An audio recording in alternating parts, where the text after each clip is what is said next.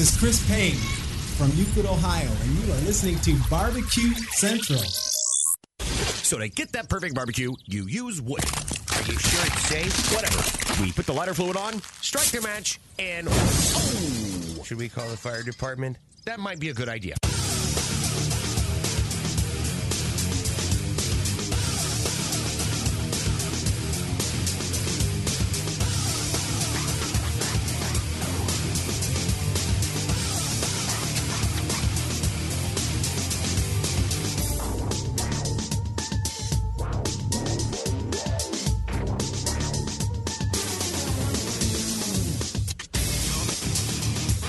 All right, good evening.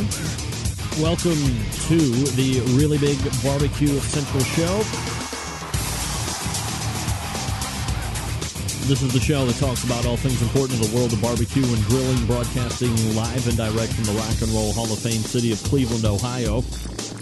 It is the barbecue capital of the North Coast, and I am your program host, Greg Rempe. Happy to have you aboard here on the Tuesday. If you want to get in touch with the show tonight, you can do it one of two different ways. Toll-free number, 877-448-0433. You can also email the show at any point if you want to, greg@thebbqcentralshow.com.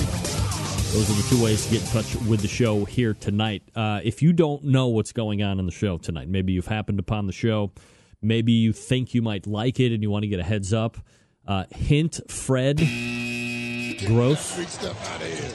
Sign up for the newsletter. It comes out at 3 o'clock each and every afternoon on a Tuesday. Let you know exactly what's going to be happening on the show. Also give you some sponsor links. Potentially there could be some price savings down the road on those things as well. So all you have to do is go on over to the website, thebbqcentralshow.com. Put in your email address. You can see it right there. It's at the top right of the navigation. It says enter email address. It's got a whole big thing about newsletter this, newsletter that. And put in your email address, hit enter, and bang, you are signed up. And every Tuesday at 3, like clockwork, because I diligently work on it, you will get a newsletter blast that goes out, and you'll see who's going to be on the show, what I intend to talk to them about. It's all great stuff. You can reply back to that if you want to. We can have a little back and forth, whatever the case may be. But that's first and foremost. But maybe you don't know if you're going to like the show, so you're just going to test the waters, as it were, right? Let me get the printer stuff going here. Here's what you have to look forward to tonight in about 12 minutes. He's a doctor. He's a barbecue. He's a Dr. Barbecue. Legend Ray Lampe joins us on the show tonight. 35 past the hour finds a regular contributor to the show, Grrrl Robyn Lindars. I haven't made that mistake like in 3 months. Robyn Lindars, married. Grrrl, the creator, grrrl.com, and that's Grrrl, and then Grrrl with 3 R's in the middle, Grrrl. Second hour, of course, second takes at the top, and then 14 past 10, an executive producer, an Emmy Award-winning television producer, a pitmaster of Central Pork West, and a guy who had recently just gotten his, I'm going to forget the name of this. Let me find him here. It's right over here. The Kings of Barbecue Kuwait, the guy that made that documentary. John Marcus joins us on the show as well. Maybe you didn't know that Pitmasters 4 has been picked up, or Pitmasters has been picked up for a 4th season. Now you know. So John Marcus will be joining us second hour, 14 and 35 past the hour. There you go. That's what's happening on the show. All right, here we go. Survey Tuesday. Give me your answers as you see fit. We talked about it a little over the last couple of weeks with those roundtables going on. So I figured I'd ask the Centralites, whether it be in podcast fashion or, of course, in the chat room here. Wow, that number's fluctuating quickly. Should competition barbecue, whatever the case may be, sanction anybody, be open to any and all kinds of fuels? Gas, electric, you got it. Should it be open to any and all kinds of fuels when it comes to cookers? Question number 2, your process, the best way to clean your grill. Best way to clean your grill. Cookers, barbecues are different, but best way to clean your grill. Question number 3, We are approaching week 3 of the preseason of NFL football, something I hold near and dear to my heart ever since 1999. Who do you think is going to the Super Bowl this year? Weigh in. Those are your Survey Tuesday questions. Quickly, I'm looking at the instant feedback. Shand Glenn is cool with any of the fuels. Phil White from Huntsville, Alabama is okay with it. Start a new sanctioning organization. Bob, good idea. Yes on all fuels for Fred Neville. What's cleaning your grill? What are you talking about? Fred Gross, should competition barbecue be open any and all kinds of fuels? Okay, he's just recapping. Open them all to up, says Chad Ward. What a great show, by the way, from 7 to 9 prior to the show, in case you didn't miss it. Or in case you missed it, go check his out and check out his podcast. The audio quality is one of the most terrific things out. But when you get past that, Chad is very dynamic and a very gregarious host, very ebullient in nature. I wanted to mention this real quickly. The guy that I think, although I cannot put a definite for sure, but I'll go definite maybe, who put the to-do on reverse flow cookers, Ben Lang turned 60 today. Ben, happy birthday. What's up? You know, Ben has talked long and hard about sponsoring the show for a number of years, but he's good for about one email, and my man goes ghosts. So, you know, got that one-shot email from him. He said he's going to be trying to be bumping into the show tonight, so everybody wish Ben a very happy birthday. 60. Golden oldie, Ben. I remember when I was 60. Also, let me talk to you just for a second. These people here at Green Mountain Grills are a microphone sponsor. Jason Baker and his folks will be at the Nugget. I did mention this last week. This is one of their biggest outlets to the public every year. And just to give you a little perspective here, during that weekend, like 650,000 people will descend on Reno, Nevada for the event. It runs from August 29th to September 3rd, so coming up very quickly. And Green Mountain Grills will be showing off their cookers. They're going to be cooking and eating some great barbecue, hanging out. So if you've always wanted to see the cooker in action, this is definitely a place that you want to go, especially if you're local to the Reno area. You're going to be in that area. Just happens to coincide with your time there. You can get more information on this event at nuggetribcookoff.com. That's nuggetribcookoff.com. Again, especially great if you want to see these grills in action. Maybe you don't, like myself, I don't have a local GMG dealer in the general Cleveland area, although I'm trying hard for that. But maybe you're out in Reno, you want to see those work. All right. Secondly, I have 2 of, I guess, what I need to be at least 4 or 5 people for this conceptualization of a new segment on the show that would take place at either 9:35 or the top of 10 o'clock. I think we have like a working title now, and I believe it was Basic Patrick said that he would do it, and the president of NEBS right now, whose name I'm forgetting, and I apologize, it would be called Around the Pit, and we would hit 4 or 5 people in pretty much rapid fire fashion, 2 minutes a pop or less, covering whatever type of a story they want to do in the barbecue or grilling industry. I think it's got legs. We're just look. The bottom line is this. I understand it's easy for me to sit here and talk in front of a microphone because I've done it for 5 years. It's not easy to just come up and do a minute or two on a topic and then have me react to it each and every week. And that's what the deal is. You have to be a part of it each and every week. That's what makes it work. So that's really the commitment I'm looking for in a potential correspondent for the piece.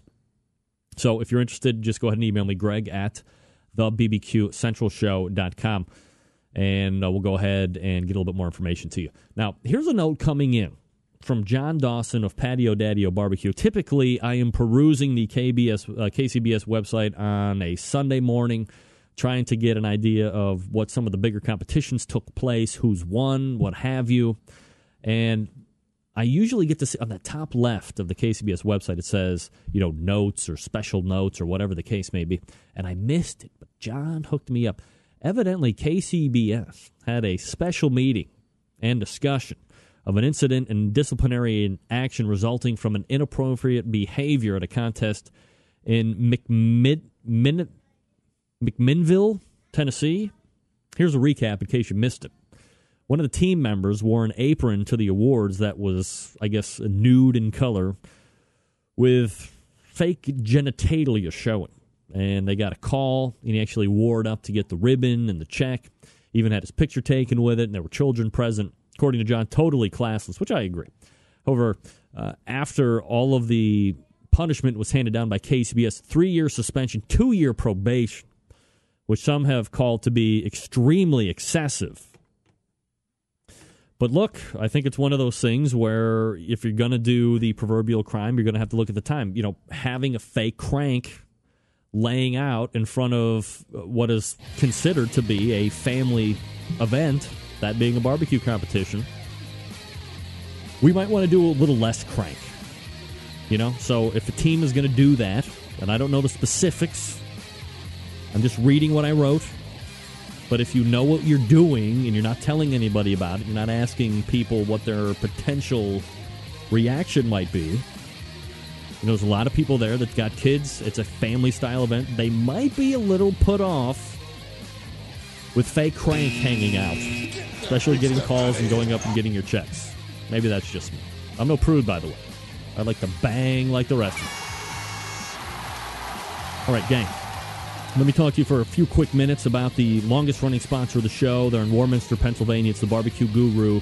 Now, if you've been thinking about automatic pit temperature control devices for your cookers, you got to stop here. It's the only company that I would trust with all of my barbecue pits to provide the automatic pit temperature control devices that I would want. Why?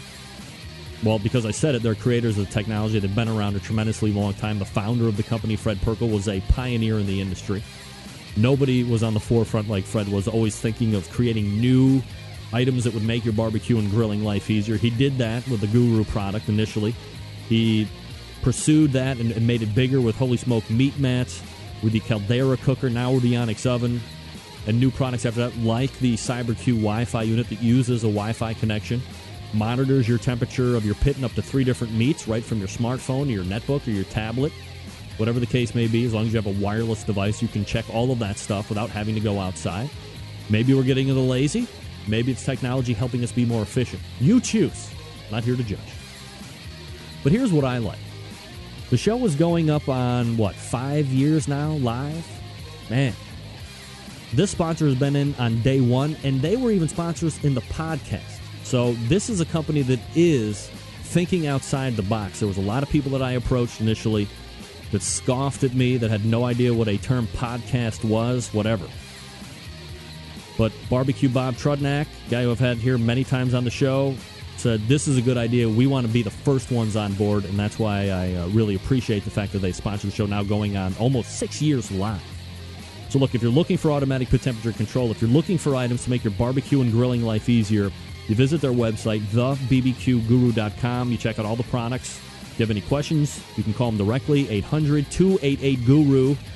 That's 800-288-GURU. Or, again, visit the website, thebbq.com, thebbqguru.com. If you have any questions, they will answer them for you. They'll ship out exactly what you need to get you up and running right out of the box. Thebbqguru.com, a breakthrough in barbecue technology. We're coming back with Dr. Barbecue, Ray Lampe. Stick around. We'll be right back.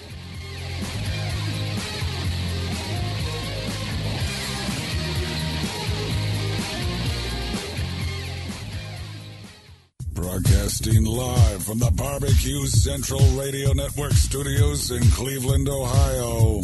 You're listening to the Barbecue Central Radio Show. Once again, here's your host, Greg Rempe. All right, just shy of 14 past the hour. 877-448-0433.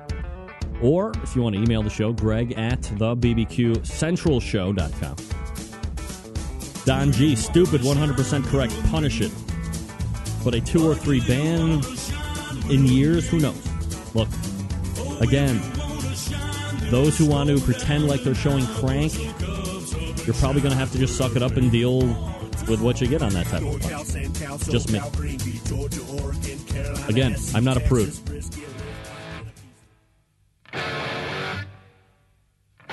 You know what time it is. Ladies and gentlemen, it's Dr. Barbecue! Ray Lampe joining me here on the show. Ray, how are you, buddy? Good, Greg. How about yourself? Long time no see. Man, Ray, I am doing absolutely fabulous. Got to find a picture. Here we are. Here we are together. And I'm doing away with the video just for this week because we were having significant issues with Meathead last week and the audio was dropping out, so I figured I would just change it up a little bit.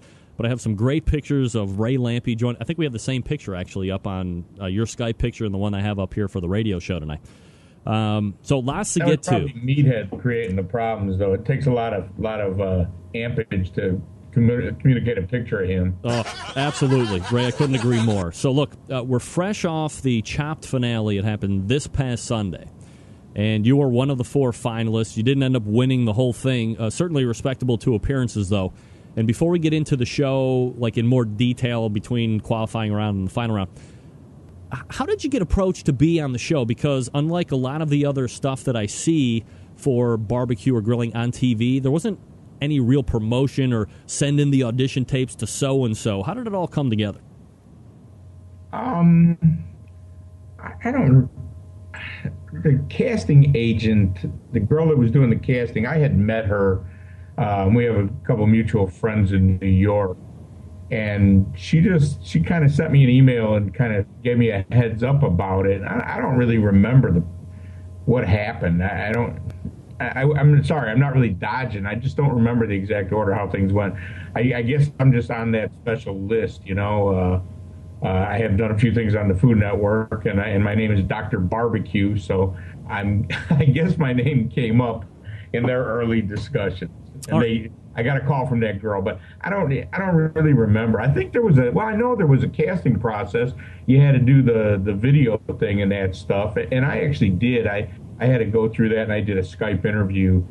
I'm sorry, I don't have a great answer for that. Was it from what you can remember, was it like a lengthy process over, a few months, or did it happen relatively quickly from initial contact to, okay, Ray, we'd like to have you on the show? Definitely over a few months. And I was not like, it's not like they said, hey, you want to be on. They said, will you consider it? We'll consider you. And I had to go through the process like everybody else. I sent in the paperwork. I did a Skype app. And even then they said something to the effect of it goes to the network, and the network then makes the final decision. And so I didn't skip through anything through the line. Somehow I got on the list early to be discussed with. But yeah, it was definitely over a couple of months. They're meticulous about that. And when you look at the 16 people that are on the show, they did a great job. It was really an interesting, diverse group of people. Is there a point, or do you think and I'm not saying that you thought at this point, but, you've been on TV a number of times. You're very well accomplished within this industry that they're looking to kind of expose out to the national public. Do you think at some point you just might get the call saying, hey, Ray, we're doing this, and we just want you to be on? Does it become tedious to have to go through the whole audition thing? And regardless if it's the Food Network or if it would be ABC or NBC or whoever the case may be, does it become tedious at all to you because of the credentials and the pedigree that you have? Yes and no. For this show, no, because I thought it was a big deal and I really wanted to be part of it. So I was happy to do whatever they wanted.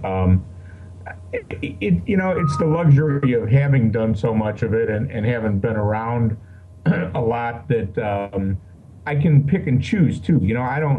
If I'm not on Pitmasters, for example, as much as I think that's a really cool show and I think it's great, I've done a bunch of other stuff too. So it's not my one big opportunity. So I guess I don't mind that at all. I only want to be on stuff that's right for me anyway. So I'm not that worried about it. I don't believe I'm a good fit for everything just because it's barbecue or grilling. And I don't know that I want to do everything. So I don't mind that. You sort of get to understand the business, and that's just how it goes.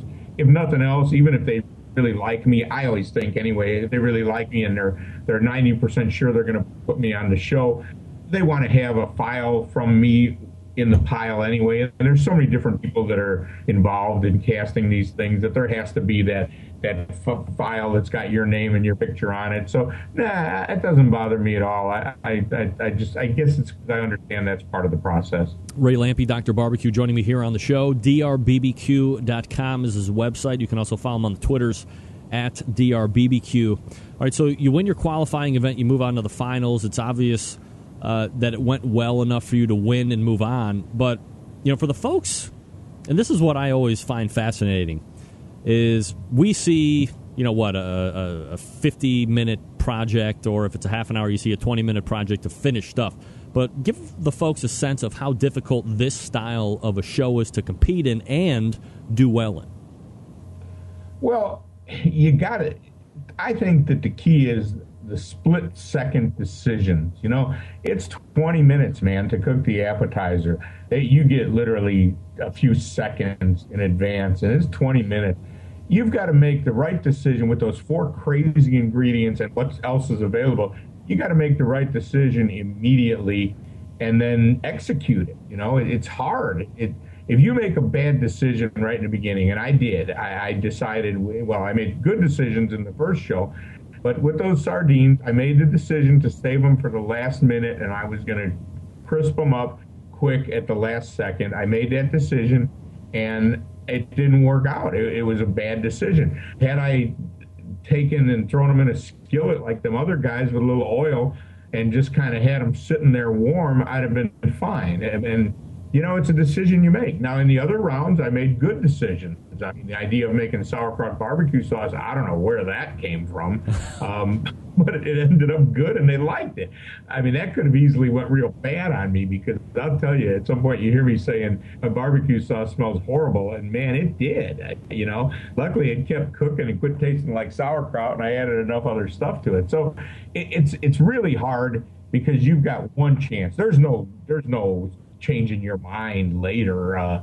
Once you commit to something, and it's crazy stuff you're committing to, committing to making sauerkraut barbecue sauces, or like the grilled salad that I made, that took a lot of my time, and that's probably really my downfall, is that I put so much effort into that salad. It was good, and it was really would have been a nice base if those sardines cooked. I think I'd have had no trouble advancing.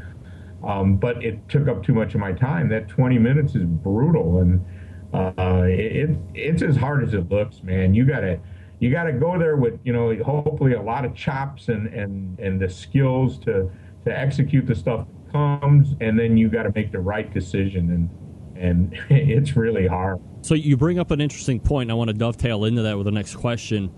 You get this basket and you open it up. You have no idea what's going to be in there. Were there any ingredients in that qualifying show that you were just like, wow, I have no idea what the hell I'm going to do here? No, I don't think there were. I mean, some of those goofy, like, liqueurs and stuff like that. The sauerkraut was a pretty serious curveball with a giant fish. I mean, I just couldn't see those two going together at all. But you try to run it through your head, and I guess knew for a month ahead of time. You try to run through your head, what could they give you? You watch the show all the time, or I certainly did. And the idea of a big whole fish being in a basket, I figured there was a good possibility of that, and sure enough, there it was. So that didn't really throw me. I mean, I'm not the best fish filleter, but I was able to get some hunks off of it. The yak steak, that didn't really surprise me. Cookies, heck, you kind of expect that. The moon pies was a gift from heaven, because I've made those kind of quesadillas a lot over the years, and I was hoping that I could make those depending on what they gave me. When they gave me the moon pie, I was like, well, heck, that's everything I like to put in these things. I'll just chop it up and throw it in there. So I kind of, you got to get lucky a little bit too. The ingredients may fit your style a little bit. Obviously, sardines weren't a great choice for me. I like that goofy liquor, and we had the mesquite syrup. I mean, those are really annoying ingredients, but I sort of looked at everything as either sweet, salty, or acidic, and kind of try to build from there. And so the mesquite syrup was obviously sweet, and you couldn't do anything about the nasty, bitter mesquite flavor of it, but, it was some kind of a sweet thing. The sauerkraut, I looked at it, and first thing I thought was it's vinegar. And that's kind of how I tried to look at everything. Any one ingredient, well, hey, yeah, the sardines, those kicked my ass, But other than that, nah, I mean, you can't, I think, like the guy from New York, I got the feeling he was kind of, didn't know what to do with those ingredients. This guy cooks beautiful ingredients in a really nice restaurant in New York. He does not take a bruised old case of peaches into his restaurant and try to make something out of it. He tells them to take it back and get me some nice peaches, you know? So he's not used to cooking with sloppy Joe in the can and moon. We didn't know what a moon pie was. You see him on camera tasting the thing. I think that's pretty funny. Not that it's such a great ingredient, but at least I knew what it was. And I think it kind of hurt guys like that. I knew going in, hell, they're going to give you some crazy stuff. You might as well. You can't be offended by it. You just got to cook it. Right. Do you think that the fact that you have done a number of cookbooks gave you any type of an advantage? Because look, you're taking, and we've talked before in the creation of your cookbooks, you take 6-8 months, you lock yourself in the trailer, and you're just testing and you're testing and you're testing. This is good, this is bad, this is good, this is bad. Do you think doing that over these many years has maybe given you at least some type of an advantage over those competitors in a situation like this? Well, first of all, I live in a house, not a trailer.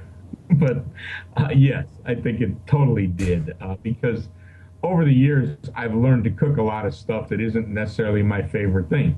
You know, in barbecue contests, guys, I say this a lot, and it's true. Some of them only know how to cook 4 things, and they're very good at those 4 things. I used to refer to myself as a one-trick pony because I knew how to cook those 4 things really good. But over the last 10 years of writing cookbooks, and I get to go to a lot of cool chef events and stuff now, too, so I've had to raise the bar of how I cook, and I have just by doing it and living it. So I think that's helped me a lot. I had a lot of ideas to go to. I think some of the barbecue competition guys, obviously not Ernest, that guy just tore it up, man. He was going to be hard to beat. I don't care who you were. But I think like some of the guys that really, they didn't have a big catalog of ideas to go to like I did. And Ernest clearly did. And Kent, heck, that guy just cooked it. He cooked everything just, you know, as if it was what he had to cook for supper that night, and made good food out of it. I don't know that he had needed a bunch of great ideas. He just kind of made the ingredients fit what he liked to cook. And Mr. Sam, you know, that guy had a million ideas. He got burned on the truffle oil thing there, but that guy was a bad dude too. But yeah, I think the cookbooks and just the experience of all the different things I am forced to cook give me a big advantage, yeah. Because you know, if you, man, it's brutal, and you have nightmares about it afterwards. Believe me. Right. Let me ask you a question. Have you always lived in the same place? No. No. It was a house. It was a duplex with the rednecks across the street. I swear to God, I would never, you know, look, some people could take that as as a negative, and that's not what I'm. But I swear on the brisket roundtable, you said if you look behind my trailer, you'd see an FE cooker. Well, that meant probably my barbecue trailer. Oh, Jesus Christ, you're absolutely right. What an idiot I am. I apologize. Ray Lampe, never to be seen on the show again. All right, great job. My hosting skills are finely honed and in top fashion. What an idiot. All right, look. I want to ruin my reputation. If people think I live on a trailer, I'm good with it. Well, yeah, I mean, who cares, right? So, all right, so look, when we get to the final, you open it up, you see the sardines, you see whatever that liquor, then you said it was a funny name. I laughed out loud when you said it because the judges looked at you like, oh, you don't know. I don't know. I just have trouble with judges like that. But you have some trouble with the sardines, and you know they're editing it in such a way where you really don't know who's in trouble and who's not in trouble. And the thing that threw me when I was watching the final was the fact that they made reference to the fact that the sardines weren't done, but they were raving about the. I was like, wow, he's going to get through on that strength of the salad underneath the fish, which didn't end up being the case. You know, going back and looking at it differently, like how would you have done those sardines to maybe give yourself a better chance of moving on? Well, I would either thrown them in a skillet or I would have put those ones that were in that wok thing on the salad. They weren't as bad as they looked. I threw them in there and all the skin started coming off of them because it was the wok, and I just thought they weren't going to look very good. I didn't like that. And that's when I switched to plan B. And the only reason they were sitting there was just because I just never bothered to move them. And if you notice, I only threw a few in there. Yeah. So I changed that. I tried that and thought, no, that's not a good plan. My plan was to flip them, just grill them quick on both sides, try and crisp them at the last minute. It wouldn't have taken much cooking. Where I screwed up, though, really was I had to make 4 plates, and I needed to put, I thought, in my mind, 3 sardines on each one. That's a dozen. And I've cooked in so many different competitions in my life. I know better than to try and cook a dozen. I watched poor Nicole when that pork chop went into fire, and I thought, I would never cook just 8 chops, because that could happen, or one could just get swirly, or one could be in a hot spot and get burned or something. I would have never cooked just 8. So in my mind, I needed 14 or 15 sardines, and it was just too late to, it was going to take a long time to flip each sardine once or twice and cook for a couple minutes, and it was just bad judgment on my part. It was interesting when the way they were raving about the salad, and they were in person too. And I thought I had a shot. Well, not when I was watching it, because I knew better. But Kent had obviously made a mistake with his sardines as well. I don't know. You can't really tell what they've eaten and what they liked and didn't like so much, because we're there for a little bit of the judging, but they do it. They don't, and not everything makes the air either. Not every comment makes the air, so you can't really tell. In my honest gut feeling, I think it was probably really close between Kent's, because his were cooked and they were able to eat them. They had to eat out the bones. Mine, they couldn't eat some of them, and most of them. So I can't, I got no problem with it. I screwed up, and I'm glad they liked the salad. It would have been nice if that carried me through, but it's chopped, man. It's tough. Ray Lampe joining us here on the show. Dr. Barbecue, drbbq.com is the website, at drbbq, his Twitter handle if you want to follow him on the Twitters. All right, Ray, so, sum it up kind of briefly in the fact that you get through the qualifying round, you make it to the finals, maybe a little bit of an early entrance, at least as far as you were hoping, but, you're on the television, you're on a very exposed, very popular network, you're doing a grilling thing, not necessarily barbecue in my estimation, but grilling thing because of time constraints. Can you build on it from here? What do you hope to get out of it? Is it just getting the brand of Dr. Barbecue out? Yeah, it's been a huge exposure. It's been probably the single biggest impact of any one thing I've done in my career. And I get to do a lot of cool stuff. And I always try to tell guys. Todd called me one day, Plowboys, and they were going to put his rub in some magazine, and I told him, I said, that's really good, but that one thing is not, I wouldn't stock up my warehouse over one magazine article. But when you get 5 of those and 5 at TV appearances and a cumulative, it puts you in a position to get more out of it. And so I think, being what I've done and all the other stuff that I had out there allowed it to really have an impact. But this is a big deal, man. Prime time on the Food Network is a huge deal. And yeah, I've got a whole bunch of new friends on Facebook and Twitter and some amazing calls and stuff. And frankly, I was recognized today in a liquor store by the guy who was watching it. It's been the one biggest impact thing I've done. Well, it had to be, because this is the first time that I've actually had to go through some PR hack who gave me a big friggin' hard time about getting Ray Lampe on, who I've had 50 times on this show. So obviously, it had to have been a big deal. That's not a Ray Lampe publicist. That is a Food Network publicist. No, of course it is. Lady. Well, that's the rule. There you go. So obviously a big deal. So there you go. Well received, Ray. Before I let you go, what's the deal with this rib app that you're talking about? Yeah, that's my new thing. I was at a blogger conference, and I met these guys that did their own app, the Grilling Companion, a barbecue app. And I said, well, that would be cool. I'd like to have one of those, but I don't want to pay anybody. And they said, well, we'd like to have one with your name on it, so maybe we should just be partners and do one. And we did, and it's the only rib app out there. If you go to the App Store and just search ribs, RIBS, you'll find it. It's 5 great rib recipes with rubs and sauces and for 99 cents. And I think it was just it was a fun thing to do, but it's been really well received. I think their original recipes, people have liked them, and the app guys did a great job with it. And hopefully we're gonna, keep pushing it a little bit, get it out there. There are no other rib apps out there, and it's kind of a groundbreaking thing. There you go. So look for ribs in your particular platforms that you got. This is Dr. Barbecue Ray Lampe. Again, the website, drbbq.com, and at drbbq on Twitter. Ray, always appreciate the time. Thanks for coming out tonight.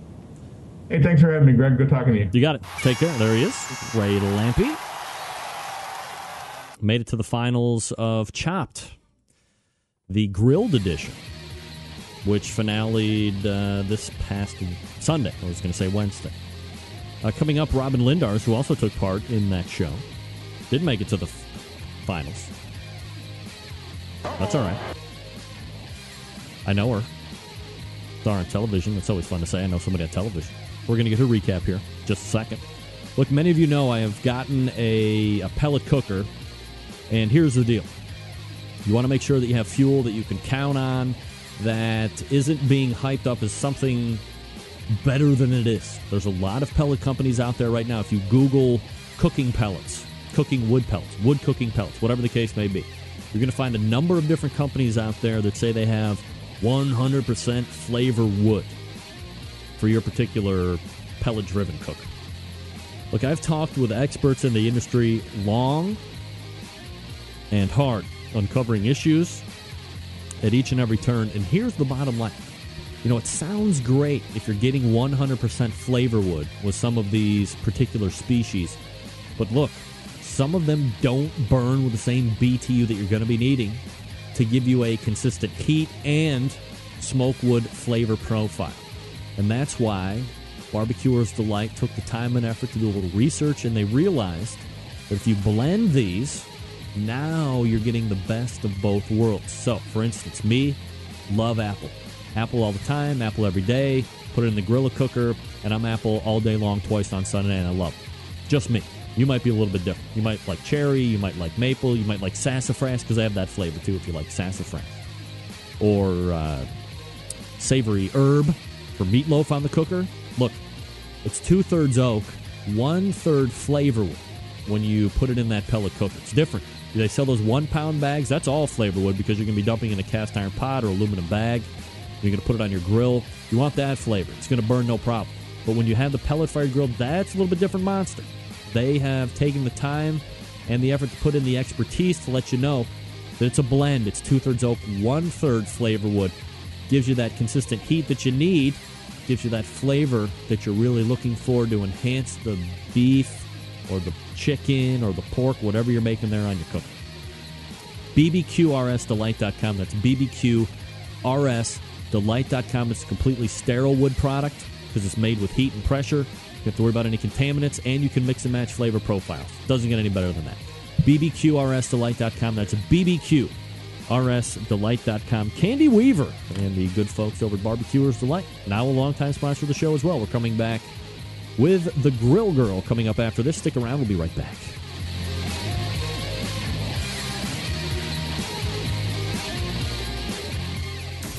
Get in the smoke. Call 877-448-0433 to get on the air. Now, here's your host, Greg Rempe. Big B, All right, just coming up on 38 past. let's go. I'm an outlaw.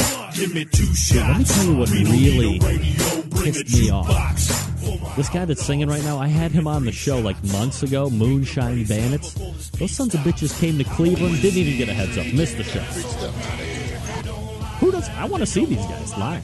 Luckily, they're coming back through Seatown September 30th, so I will be there and not square. Thank you very much. All right. My next guest tonight, regular guest on the show. She is the creator and keeper of the very popular Grill Girl blog. She joins me to give us her take on the Chopped Grill Masters show, as she was also a competitor in episode number 3. So let's go ahead and race over to the hotline and welcome back to the show, Robyn Lindars. Robyn, how are you? Hey, everybody. Hey, everybody. What is up? Can you hear me okay? I've got my earbuds on. I can hear you. Can you hear me? Uh-oh. Can you hear me? Yeah. You can? Okay, I just want to make sure. I'm Good. always worried it might not work. No, I can hear you. We're all good. All right, so Okay, great. What's happening in South Florida right now? Well, I might be giving you a visit because we may be getting hit by a hurricane this weekend. So can I come stay with you? Yeah, absolutely. Bring it on. I got cookers aplenty. I got 2 Weber Smoky Mountains on one side of the house. I got a Grrrl cooker. I got the Weber gas grill. I got the Weber kettle. I got the Bubba keg. You'll be right at home. We'll just have our own little chopped party. Yeah, why not? And then you can stay Tuesday. You can guest host the show. It'll be absolutely fabulous. That sounds awesome. All right, it's a date. All right, book it. All right, so the grilling and the barbecue shows continue to roll out over the airways, Robyn, and it seems like we're like right at the height of popularity right now, and we're fresh off the heels of the Chopped Grill Masters version of the show. Is somebody falling down in the background? What's going on over there? I don't know. That's sorry. Sounds like somebody is just like tripping down the stairs. So, as someone who is in the subculture of barbecue and grilling, as you are, Rob, how do you view the industry as a whole right now? Are we at the height? Are we still peaking? Or have we hit the apex and maybe starting to... All right, what the hell is going on? My printer just decided to turn off. Sorry. Man, I'm getting worried. I'm afraid like somebody's attacking you. So, like, have we hit the apex? Are we starting to trend down now? What do you think as somebody that, you blog and you write about this industry? Where do you think we're at right now? I think grilling and barbecue are just going to get hotter and hotter. No pun intended. So you don't think we're at a point where we've been overexposed to this type of industry and it's going to start to wear off? No, I think that the more reality people see about barbecue, the more they love it because there's so many different angles you can do. And I think they're only just kind of getting to the tip of all the other different things they can do. I mean, yeah, you've done barbecue pitmasters. They did, Best in Smoke. And this was Chopped Grilling Edition. It's not even the same as barbecue pitmasters. I mean, you've got totally different time frames. It's just a different concept. I think it's just exposing more people to outdoor cooking, and it's only going to get more popular. All right, Robyn Lindars joining us here on the show. You can find her website, grrrl.com, and Grrrl is GRRRL.com if you want to check it out. She does a nice write-up of her time there on the Chopped show. You were on episode 3, which I tried to watch today, and they somehow replaced it with like the great food truck race that was on like ABC. So I'm not sure exactly what the hell happened there because all the other ones were there. But for the folks who don't watch Chopped in general, not just necessarily like the grilling show, what are the general guidelines of this particular show?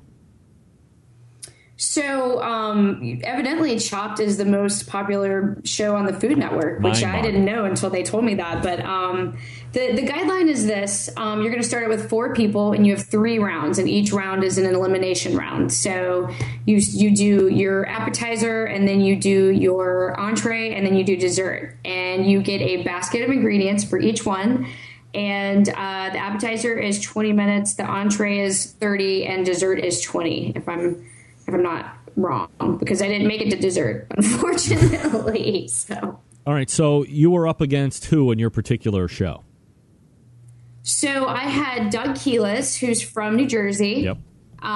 We had Timothy Grandinetti, who's from, he lives in Winston-Salem now.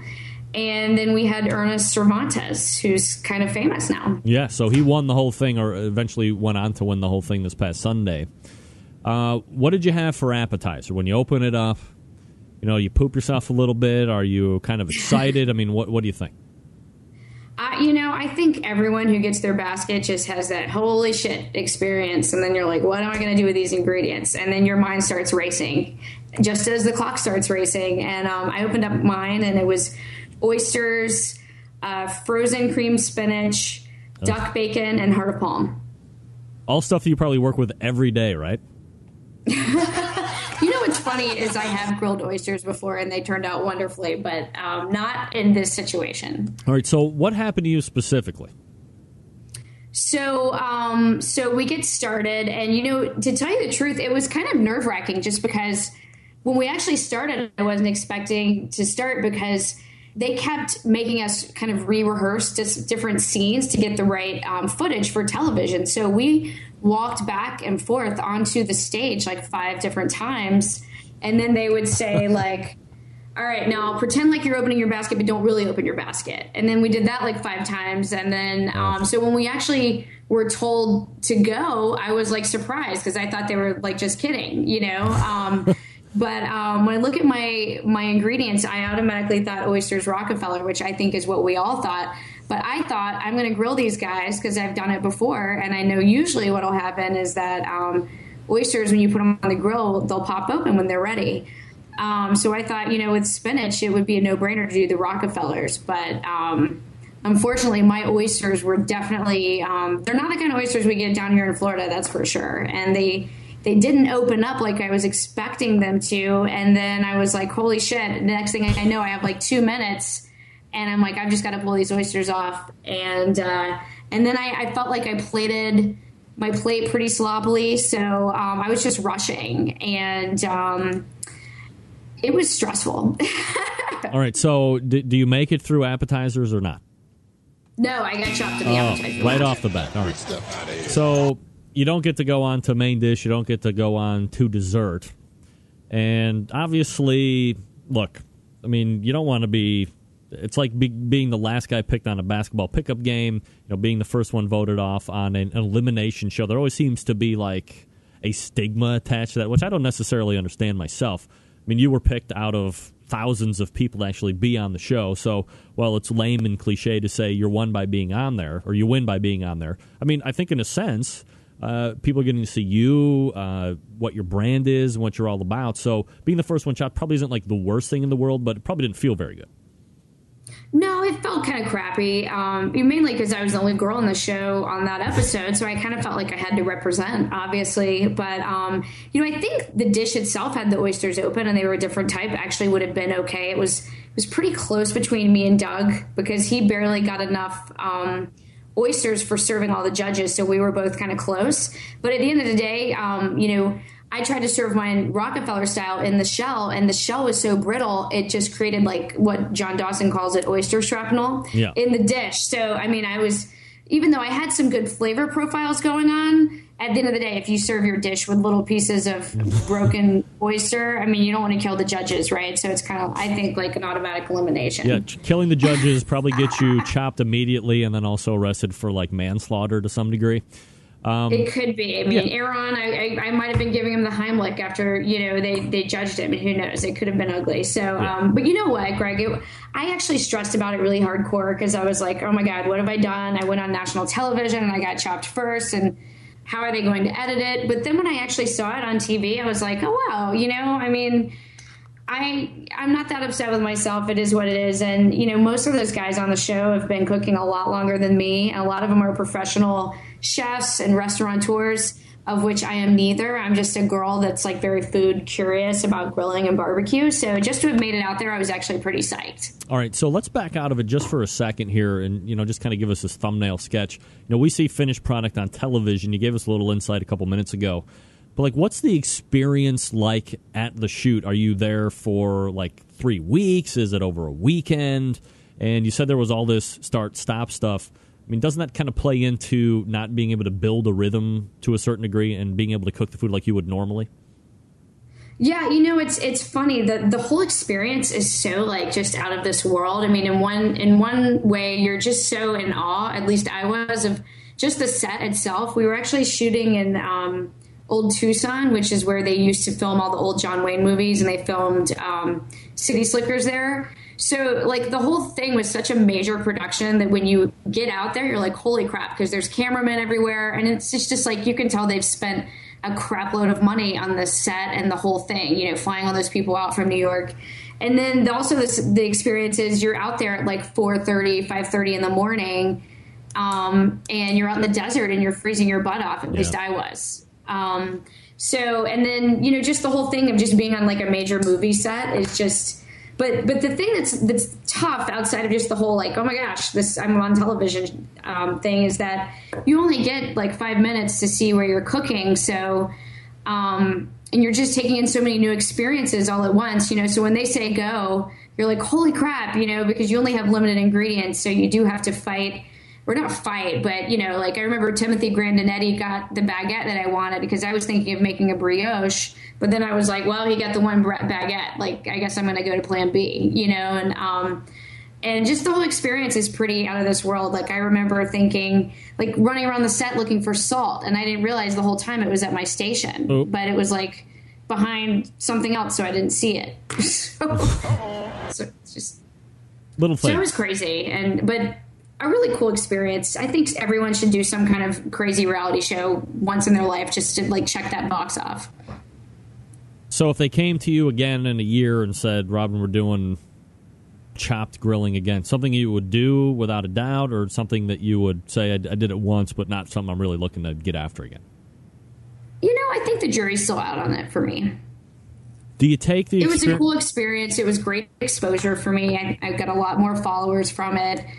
But would I do it again? I don't know. I think I'd have to be kind of selective about the circumstances and, the premise on what it is and whatnot.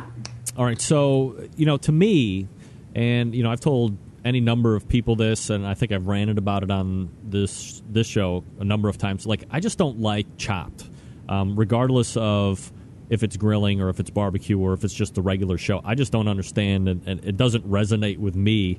And I'm obviously the only one because it's like the most popular show on the network, evidently, which I don't understand. But it seems like, and maybe it's, going into it, they're just going to throw the most outrageous crap at you, and they're just trying to see. It's almost like if they put you like in a paramedic reality show and they cut people's arms and legs off, and they're like, okay, stitch them up, or how are you going to handle the situation? It just doesn't seem to be like real to me. There are some really wacky ingredients. Like, some of the stuff they give you is like, really? What was fun about it, though, is that leading up to it, my husband and I really got into, like, preparing for it. I actually kind of wrote a recount of it on my blog. I called it Post-Traumatic Chop Disorder because I had been so stressed about, like, how it was going to air on TV because I'm anal and competitive, and I want, you just want to make sure that a national network doesn't make you look like an idiot on television, or you don't make yourself look like an idiot on television. But no, like, in the process of getting ready for the show, I grilled some really wacky, crazy stuff, and I think it made me a better cook. I mean, my husband would come home with like a bag of wacky ingredients, and he would play, Ted Allen, and he would say, all right, you have canned eel, a peach, Cheerios, and a mango. Now make an appetizer and go. And so I actually did some stuff that I probably wouldn't have done normally that actually turned out okay, and so I kind of like stretched my wings a little bit as a cook, I guess. So all right. So overall, it sounds like while it wasn't incredibly comfortable, there was a lot of learning things and positive things that come out. And again, of course, being on television doesn't hurt either. So, we can kind of take that and run with it. What's new on the website before I let you go, Rob? Still blogging with Kingsford and Sears. And I'm going to be doing some videos for Sears. I'm going to do a tailgating video. So if you guys have any ideas you want to shoot over to me, I'm always looking for fun stuff. And I always like to include my readers' recipes, and I'm going to be doing a tailgating series again this fall. So if you guys have recipes that you want to contribute or even shoot over ideas or a photo, I love to feature what you guys are out there cooking. So, it's not just me. I try to get everybody involved because we all have the same passion. There it is. All right. Robyn Lindars, the creator of the Grrrl blog. You can find it at grrrl.com. Robyn, thanks for coming on tonight, kind of breaking down that chopped appearance. Always appreciate your time. Yeah, you guys, it's always fun. Have a great week. All right, have a good night. There she is. Robyn Lindars, Grrrl. Chopped right off the bat. Look.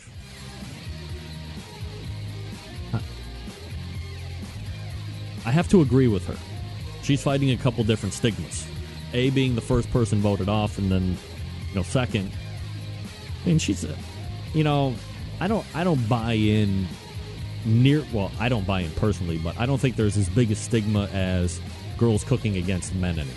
I think that's really kind of gone the wayside, especially with, the Melissa Cookstons of the world and, a number of other, the Leanne Whippens, number of other pitmasters that have really made their mark. So I don't necessarily think that there's any type of man-woman stigma, nearly as much as there would be, 10 years ago, whatever. All right. Gang, last week I showed you my newest timepiece from Stephen DeFranco Jewelers, and everybody was like, hey, where do I get one? How do I get one? It's simple. You go to Steve's website, StephenDeFranco.com. You can find his banner on the Barbecue Central Radio Network's homepage, the BBQCentralShow.com. Click on it. Find the watch you want. I have both bowl of them makes. I have a Accutron, which is the highest level. And then I have a Precisionist, which is medium. They also make regular Bolova if you want. And you peruse the website, find out which one you want exactly, and then you lob a call to Steve. 440-943-2700, 440-943-2700. Ask for Steve directly. Once he gets on the phone, you say, hey, this is Tim, this is Peter, this is Nancy. Steve, I was just on your website. I saw this watch, blah, blah, blah. And it says it's X amount. I'm a barbecue brother. I listen to the Barbecue Central radio show every week. I hear Rempe talk about Stephen DeFranco. What's the deal? Hook a brother or sister up. And then he will reveal a price that is phenomenal. Not only that, especially with the watches, he's going to give you free engraving on it if you want. He'll wind it, batteries for life. Also, free gift wrapping. Maybe you're buying it for a wife or a husband or a same-sex lover. Hey, it's out there. Free shipping as well. So if you don't live here in the Rock and Roll Hall of Fame city like I do, where you can go and talk to Steve every day, because he's a barbecue guy. We talk way more barbecue than we talk about watches. Well, that's starting to trend. It's great. It's a wonderful thing. It's a wonderful item. And guys, it's really one of the only pieces that we can really wear that kind of snazzies us up a little bit. I don't even think that's a word. Snazzies us up, right? I don't know. There you go. StephenDeFranco.com, 943-2700, area code 440-943-2700. Ask for Steve, and then he will help you out from there. Longtime sponsor of the show as well, Stephen DeFranco Jewelers. I will wrap the second hour coming up, and then we will point to the second hour. You're listening to the Barbecue Central Radio Show right here on the Barbecue Central Radio Networks.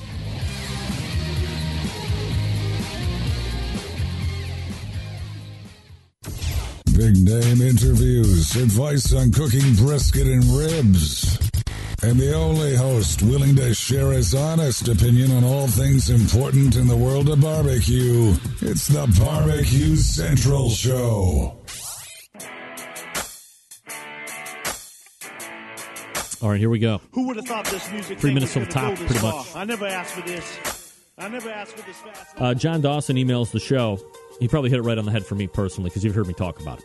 You don't get chopped for the same reason you don't understand how we foodies look at the challenge of the recipe possibilities in a grocery store.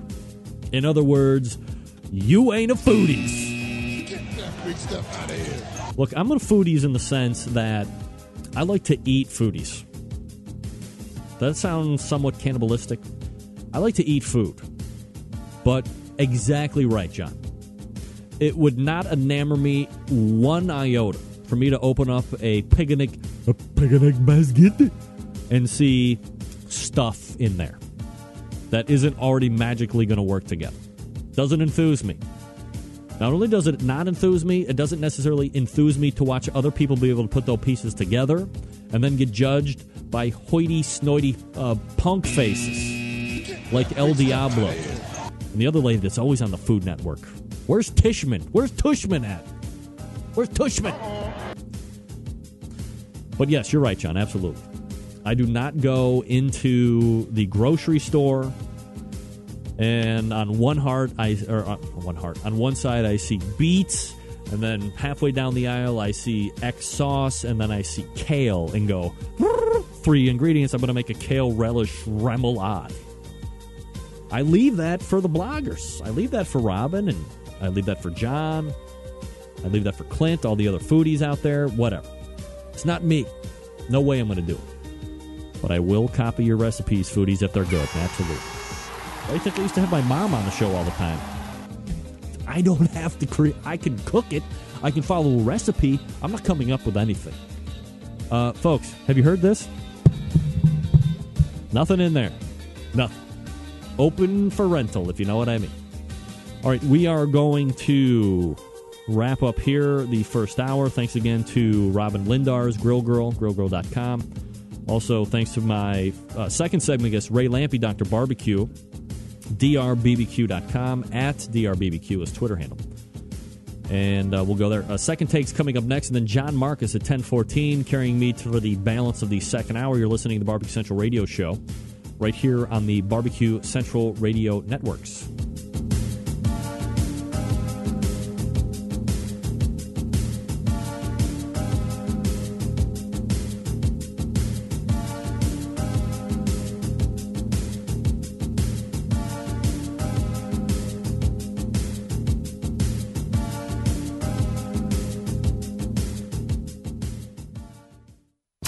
This is Huck Jr., the host of In the Hut, and you're listening to the Barbecue Central Radio Network. All barbecue and grilling, all the time. From my heart and from my hand, why don't people understand my intention? Happy to have you aboard here for the really big barbecue show. We cook because we have to, and we grill because we want to. Fine, how's it going? You have a great show. I'm a big fan. So what seems to be the problem here? This man looks like he's dead, and he's in the crackle. Charbono! It's all about the Charbono, dude! Succulent fish, what? He ate 54 wieners. But listen, Lavernius, shake a face. I'm shaking like a dog shitting peach seeds. You could use it to fight off creeping marauders looking to take your steaks off your grills. I just like being anywhere with Junior, Senior, and Diva. Sounds like a whole other type of movie. Wow. Yeah, really. Keep it hot, keep it clean, keep it lubricated. We have top men working on it right now. Ooh, top men.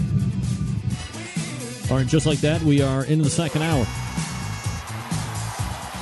877-448-0433. Greg at thebbqcentralshow.com. Those are the two ways to get in touch with the show if you want to do it. If you just want to lay right out, listen to me talk about drivel, tomfoolery, and hoodwinkery, you're more than welcome to do that. If you don't follow me on Twitter, you can do that at BBQ Central Show. You can also find me on the Facebooks. Two different ways. Personal page, me, Greg Rempe, REMPE, 1G, GREG. Also, BBQ Central Show, which is a fan page. You can like it.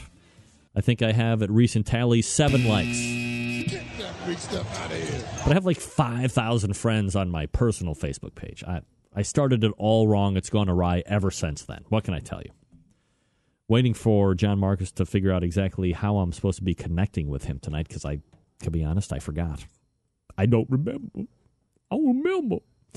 Looks like it's going to be Skype. Good enough. All right. So, let's recap. First, foremost, let me thank again my guests of the first hour, Ray Lampe and Robyn Lindars, for recapping their Chopped Grilling series. That just wrapped up this past Sunday, and it was Ernest who won it. I don't know his last name. I'm forgetting his last name. I apologize, Ernest. But I did give him a mention when I was listening to Chad Ward's show. So if you missed a Chad show, he interviewed both Doug and Ernest in his show tonight. And we have 2 more. Cervantes, that's right, Cervantes. It reminds me of cerveza. Absolutely. Muy bueno, Cervantes. Muy bueno el chap del mundo. That's all the Spanish I know. So, if you missed Chad's show, go ahead and catch it on replay or podcast, whatever they call it over there at Blog Talk Suck Radio, and listen to Doug. I heard Doug in full. I started to hear Ernest, and then I had to do a little prep work for my show. So I'll have to go back and catch Ernest. But between our shows, 4 people, there you go. Let's see here. Survey Tuesday question. Everybody weigh in. You folks and people that don't necessarily compete, like myself, but have opinions on competition barbecue. Should competition barbecue, regardless of sanctioning body, be open to all kinds of fuels when it comes to cookers? Gas, electric, what have you? My answer, absolutely. Come on. I mean, you are there. It is the staunch old guard that is holding true to some fanciful, this is the way barbecue is done with wood BS. Look, I'm not going to take it all the way back to medieval days and say let's dig a pit and all that crap. But if you're not going to have something that has either not an automatic temperature control device snapped onto it or a pellet cooker, because those have the thermostatic controls where you can actually set it at 200 or 225 or 250 or whatever the case may be, they're allowed in here, regardless of if you're burning, a wood byproduct being charcoal or wood pellets, wood. Why not let gas and electric cookers in now? You want to see the sport get even crazier, more popular, more entries, bigger purses? Don't we all want bigger purses? I'm not talking to carry your wallet and your lipstick. I'm talking about straight cash money.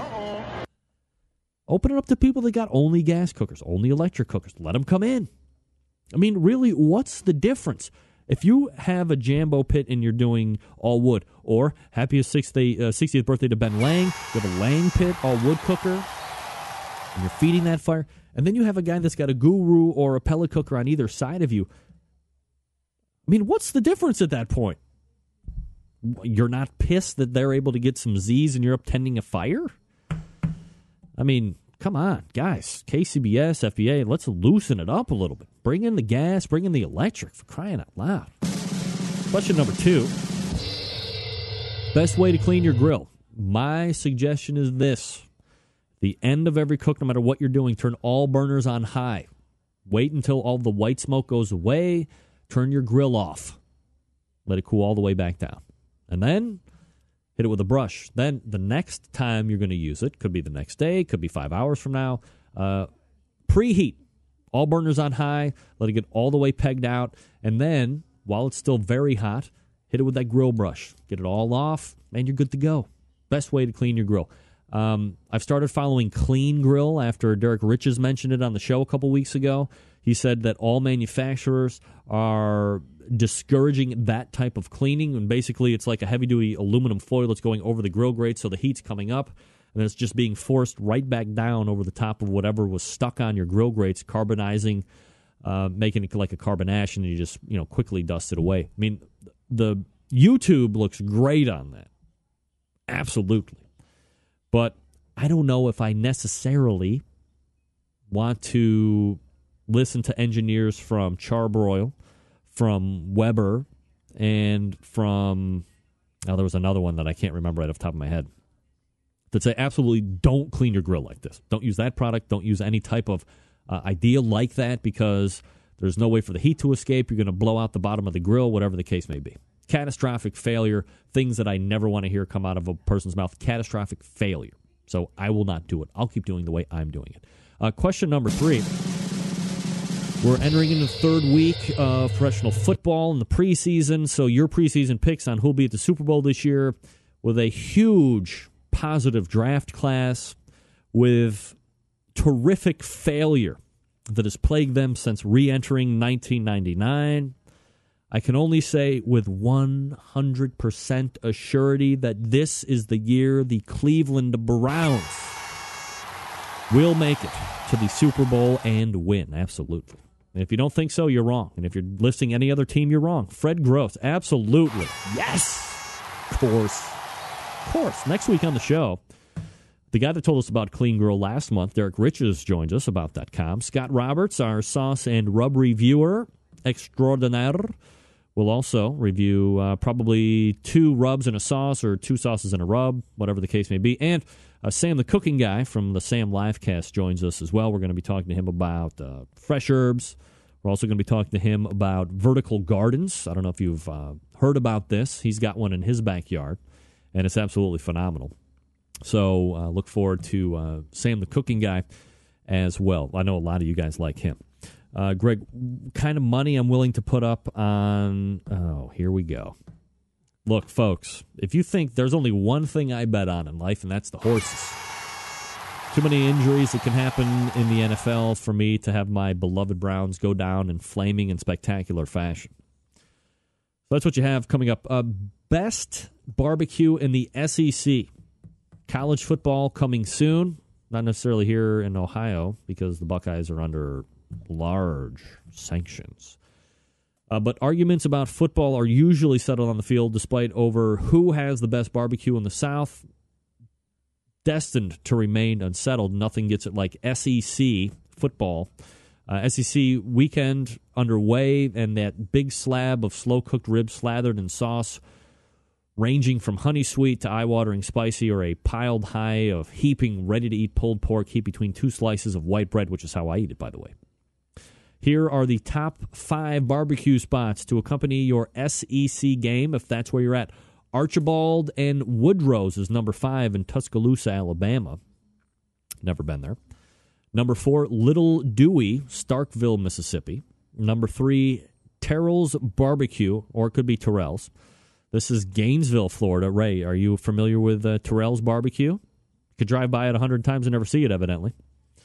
Number 2, Little Pig's Barbecue, Columbia, South Carolina, as Rhett and Link say.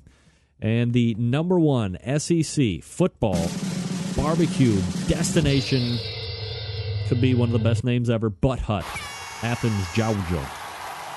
Portions matter when it comes to good barbecue, and nobody heaps it higher than this place. Plus, Georgia barbecue is almost always accompanied by Brunswick stew, which I love. A flavorful mix of pork, corn, onions, celery vinegar, barbecue, and hot sauce stewed for hours in a slow-cooking kettle. Let me tell you something, man. If you have not had Brunswick stew, you are missing out in life. You're doing yourself and your family a disservice. All right, Ray will check it out and report back on, Terrell's Barbecue, Gainesville. South Main Street staple. Check it out, report back. We'll have you back on next month for your review of Terrell's Barbecue. So if you're looking for a great SEC barbecue, those are your top 5. What can I tell you? All right, we're going to come back with John Marcus here in just a second.